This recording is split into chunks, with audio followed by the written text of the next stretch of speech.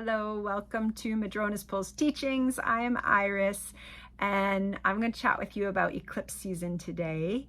I love eclipse season. Eclipse season always warrants a few chats. I'm not going to do a really close aspect of each eclipse. I'm going to talk about them a little bit, but then I'm going to just talk about more of the general energies that we're working with, especially that we're getting pulled into that first eclipse with. But that said, there's stuff coming up now that could come up with our second eclipse in October. So our first eclipse is on September 18th. This is our partial lunar eclipse, and that is happening at 25 degrees of Pisces. So the moon's going to be at 25 degrees of Pisces. The sun's going to be at 25 degrees of Virgo.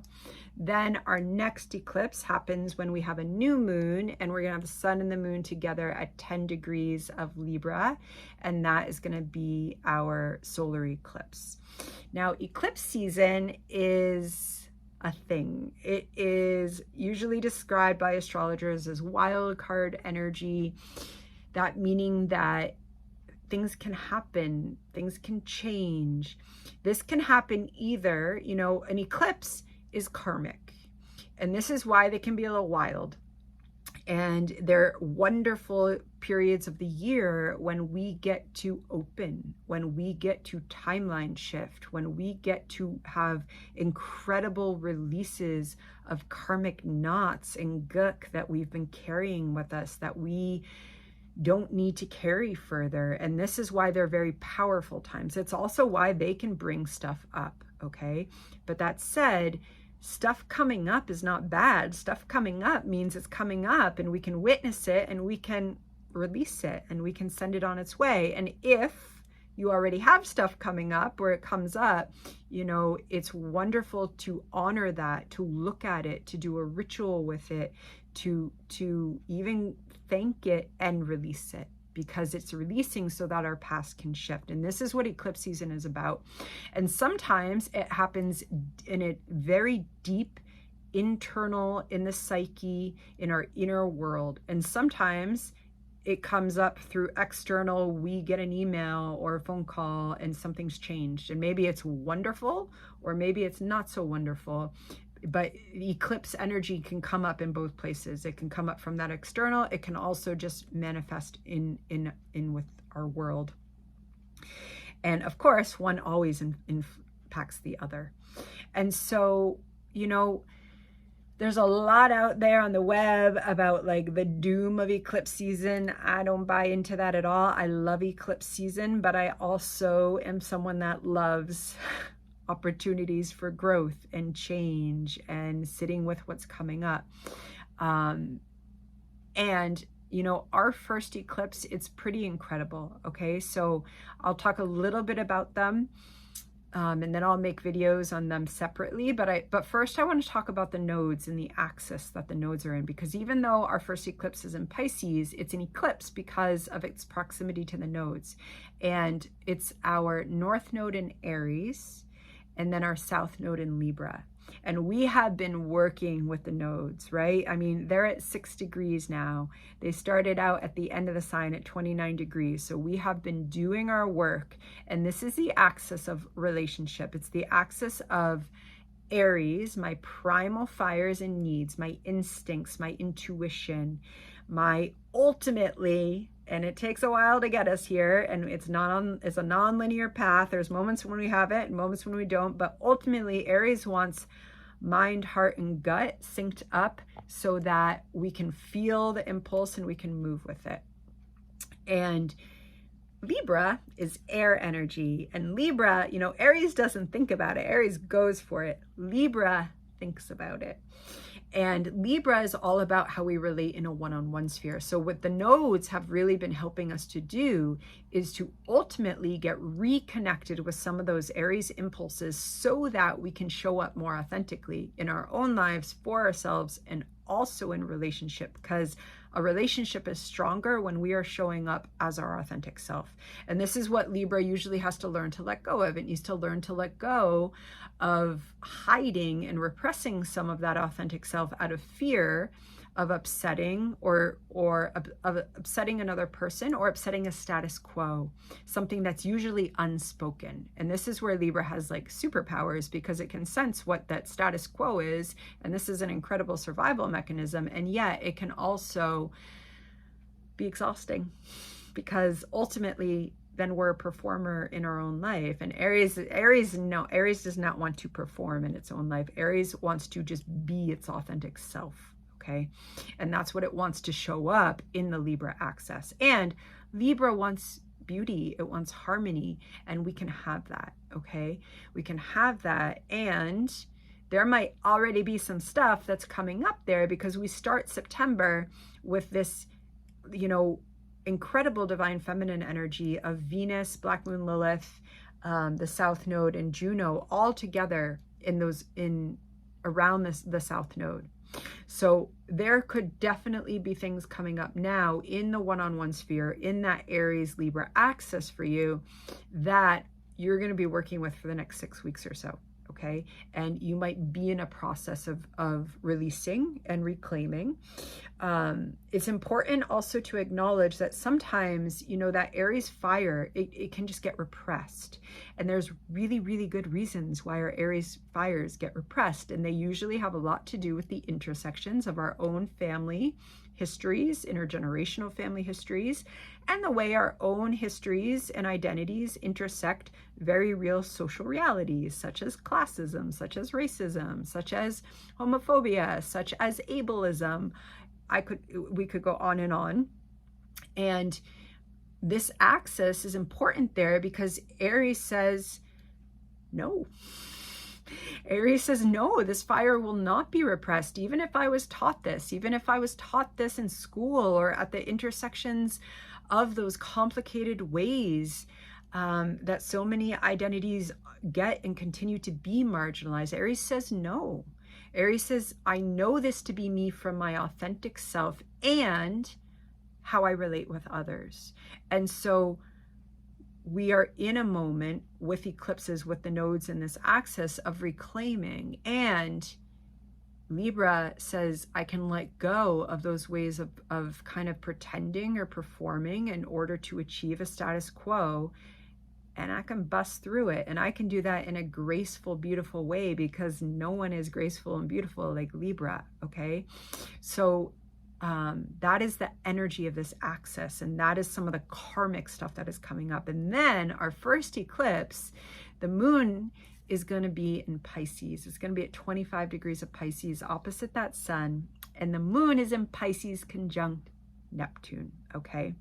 So Neptune at that point is going to be at 28 degrees and 35 minutes, and Neptune is the ruler of Pisces. So this is incredible. And this is incredible, and this is also part of why I want to make this video as we're moving into eclipse season, because the outer planets are having this, how many times can I say incredible? One more time, incredible conversation. Where Uranus, you know, they're all, I've said this, if you've seen my other videos, I've been talking about it, but they're all near those final degrees of the signs that they're in. Taurus around 27, Neptune 29, 28, and Pluto, of course, is just back in Capricorn at 29 degrees. And for all those folks making comments that, no, Iris, Pluto is just horrible. Cosmos says something other right now, because Pluto and Neptune and Uranus, while talking to each other, are also talking all to this first eclipse, okay? Neptune, because it's conjunct the moon and opposite the sun. The moon is sextile Pluto and the sun is trine Pluto, and the moon is sextile Uranus and the sun is trine Uranus. So this first eclipse brings us into this other dimension. It's another dimension. We know it's another dimension because it's a Pisces eclipse with the moon conjunct Neptune, which is literally beyond everything that mainstream society is usually focused upon and constructed around. Neptune is beyond that. Neptune says our dreaming psyche is just as important, if not sometimes better at understanding reality than our cognitive mind, that we need both. Neptune says art and music and poetry and dance are capable of expressing something that these words I'm using right now in explicit ordinary language can't necessarily do. Neptune takes us into what I like to call, so much so that I just named my book of it, the poetry of belonging. And it is a different way of being. Okay. And this is why folks with really strong Neptune and or 12th house and or Pisces placements and signatures can have difficulty sometimes in this very ordinary kind of mainstream value focused world, because Neptune says there's so much more beyond that. Like, why are you focused in that? And this eclipse brings us into those realms. It brings us literally into the poetry of belonging, into the cosmic symphony, because all the outer planets are talking to us. And this is about transformation. It is about awakening, and it is about truths that are so much more than what, you know, mainstream socialized media talks about, looks at. And also, it might be a time when our cognitive mind doesn't fully understand.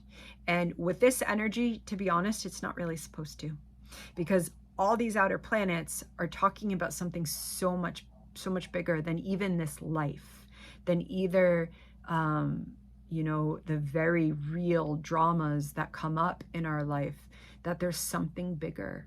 And this eclipse and eclipse season is pulling us into that, and it wants us to become so aware of it that it shifts how we show up in relationship, that it shifts how we show up with ourselves, that we pull forth those Aries, you know, North Node vibes that say, yes, I am going to go after my dreams, because my dreams connect me to my spirituality, and my spirituality connects me to what is real, and it connects me to a more just life for all that is, right? Because Uranus and Pluto have a lot to say about how we rule society as well. And everything is here.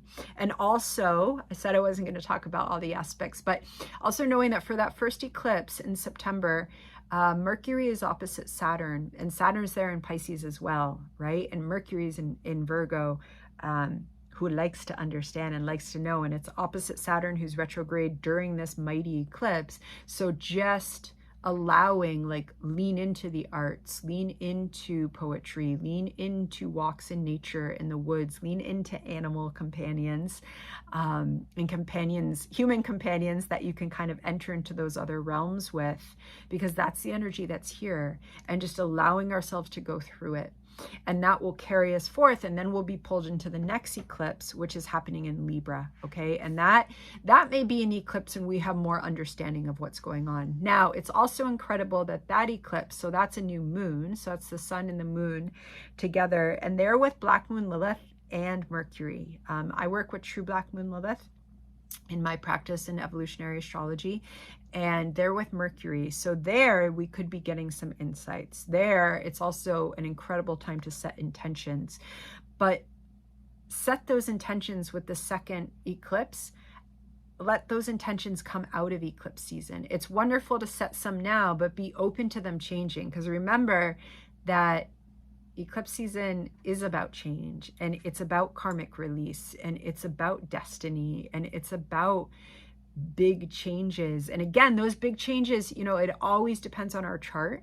Those big changes can come up as a seed that gets planted within our psyche, and it can be what grows into the next stage of our life. Or it can literally be, I was going this way and now I'm going that way. That happens in eclipse season too. Okay. It's also lovely to know it's just both of these eclipses, the rulers are really significant about what's going on with them. And Venus rules our second eclipse, our Libra eclipse, and she's in a lovely trine. There's a water trine during that second eclipse with Saturn in Pisces, and at that point Mars in Cancer. Okay. And so there's just, you know, in that Libra eclipse, as we're coming into more empowered, Black Moon Lilith is there, empowered relationships, empowered ways of relating, there's deep emotions that are present. And they're supporting us. It's a trine, it's ruling. And again, it's connecting to that Saturn in Pisces, who's helping to clean up that Pisces part of our life so that our spiritual paths can unfold in new ways. And one last point to make, just in this kind of overview, is that with this first eclipse, you know, especially because Saturn has a strong role, it's an eclipse. There's Athena. It's an eclipse in Pisces conjunct Neptune.